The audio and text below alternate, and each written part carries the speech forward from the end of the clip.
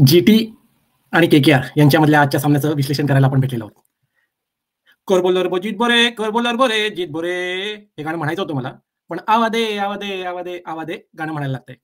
मला तर point table बघून आज वाटलं होतं केकेआर जिंकेल, पण केकेआरने पुन्हा एकदा निराशा केलेली आहे.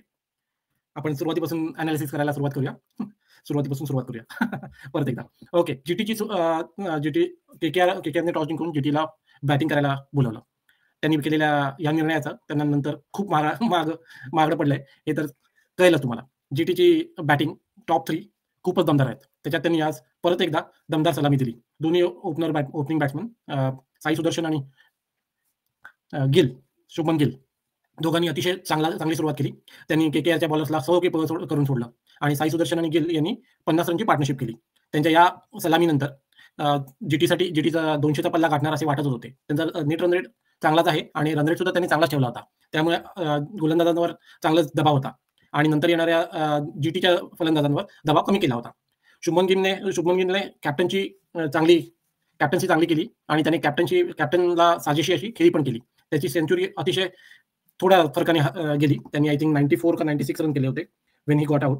आय थिंक त्याने 90 रन केले होते. सॉरी, एक षटकार मारायच्या तयारीत होता तो आणि त्याचा कॅच रिंकू सिंगने चांगला पकडला. त्याला काही जीवदान सुद्धा मिळालं. आय थिंक नाही, त्याला नाही, पण बाकीच्या फलंदाजांना आय थिंक जॉर्ज बटलरला मिळाली होती.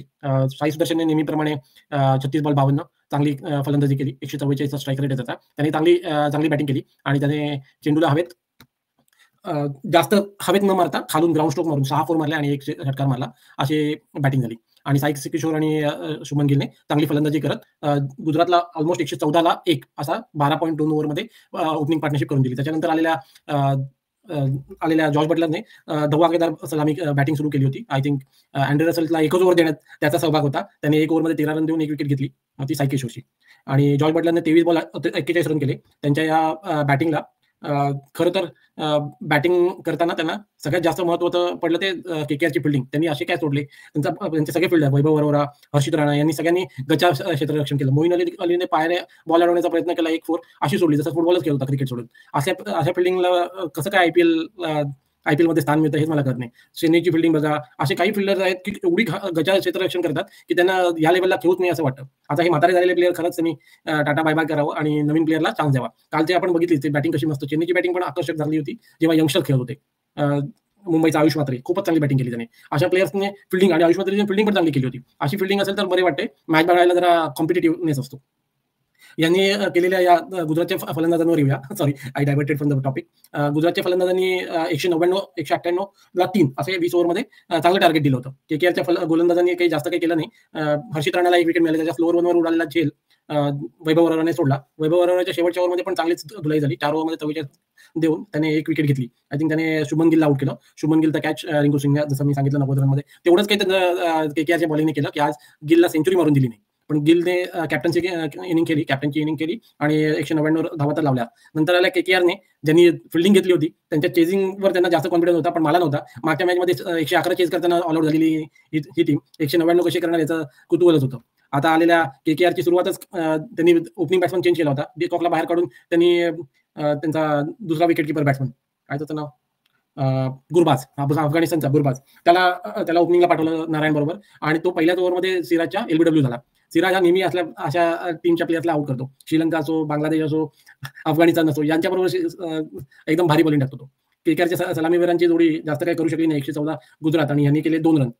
एका ओव्हरमध्ये त्यांची पार्टनरशिप तुटली आणि नंतर आलेल्या रहाणेने काही डाव सांभाळण्याचा प्रयत्न केला. इथे पण कॅप्टन्सी इनिंग खेळायचा प्रयत्न केला, पण रहाणे हा काही 30 बॉलमध्ये 100 करणारा प्लेअर नाही. त्याने 36 बॉलमध्ये 50 रन केले आणि त्याच्याबरोबर नारायण थोडा वेळ टिकला. 12 बॉल 17 रन त्याने थोडासा सुरुवातीच्या ओव्हरमध्ये रन करण्याचा प्रयत्न केला, पण त्याला काही जास्त जमलं नाही. त्याला पण राशिद खानने आउट केलं आणि नंतर रहाणे बरोबर पार्टनरशिप केली ती व्यंकटेश अय्यर. व्हाईस कॅप्टन दोघांनी बॅटिंग करण्याचा प्रयत्न केला, पण त्याचा काही जास्त फायदा झाला नाही. रहाणेने एकट्याने 50 रन केले. त्याच्यानंतर व्यंकटेश अय्यरने 19 बॉल 14. त्याला आय थिंक त्याच्या प्राइस टॅगचं जास्त प्रेशर आलंय आणि तो आणि ऋषभ पंत त्यांच्या आयपीएल मधला परफॉर्मन्स खूपच टुकार आहे. नंतर आलेल्या फलंदाजांनी पण फक्त हजेरी लावण्याचं काम केलं आणि अतिशय बिकट अवस्थेत त्यांना अंगरीश रघुवंशीला बोलवण्यात आलं. अंगरीश रघुवंशी हा एक मुंबईचा होतकरू खेळाडू आहे. त्याने 13 बॉलमध्ये 27, सांगितलं नाही, यंगस्टर्स खूप चांगले खेळतात. त्याने 13 बॉलमध्ये 27 रन केले आणि काहीतरी 150 पर्यंत केकेआरचा धावसंख्या कशी तरी पोचली आणि त्याच्यामुळे असे झाले की केकेआरचा नेट रन रेट पाहिजे तेवढा खाली गेला नाही.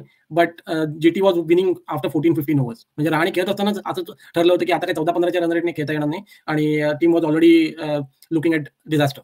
आणि अशा रीतीने बघूया आपण, सिराजने किती 4 ओव्हरमध्ये 32 रन देऊन 1 विकेट घेतली. ईशांत शर्माने आजपर्यंत चांगली बॉलिंग टाकली, 2 ओव्हर 18, 1 विकेट. प्रसिद्ध कृष्णा हा अतिशय उत्तम गोलंदाजी करतोय.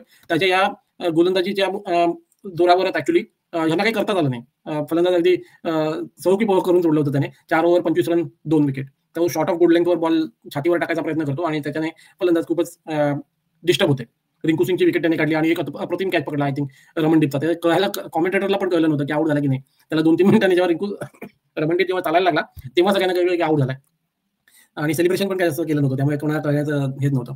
त्याच्यानंतर आलेल्या मोईन अलीने पण काय केलं नाही, त्यामुळे 2 विकेट नाही. रशीद खानची बॉलिंग खूप चांगली झाली. त्याला सूर गवसला असं वाटतंय आता सगळ्या टीमला घाबरायलाच लागेल कारण तो फॉर्ममध्ये नव्हता तोपर्यंत जीटीला हरवणं सहज शक्य होतं. पण आता जीटीची बॅटिंग टॉप 3 आणि बॉलिंग पण खूपच चांगली करते. आता ऑरेंज कॅप आहे साई सुदर्शनकडे आणि पर्पल कॅप आधीच प्रसिद्ध कृष्णाने मागच्याच मॅचमध्ये घेतलेली आहे. त्यामुळे नेराजी के लडके चांगलाच परफॉर्मन्स करत आहे आणि आवादे ही ट्रॉफी आमच्याकडे परत आवादे करते.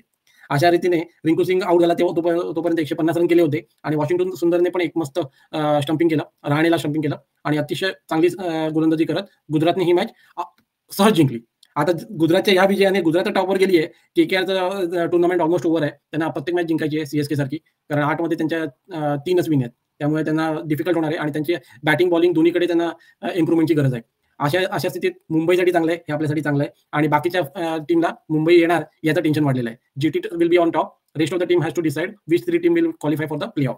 आता बघूया कसं होतंय. उद्याची मॅच पण आपण बघू आणि त्याचा अनालिसिस करूच. तुम्हाला व्हिडिओ आवडला असेल तर नक्की लाईक करा, सबस्क्राईब करा माझ्या चॅनलला आणि असेच व्हिडिओ आपण पुढे करत जाऊ. थँक्यू.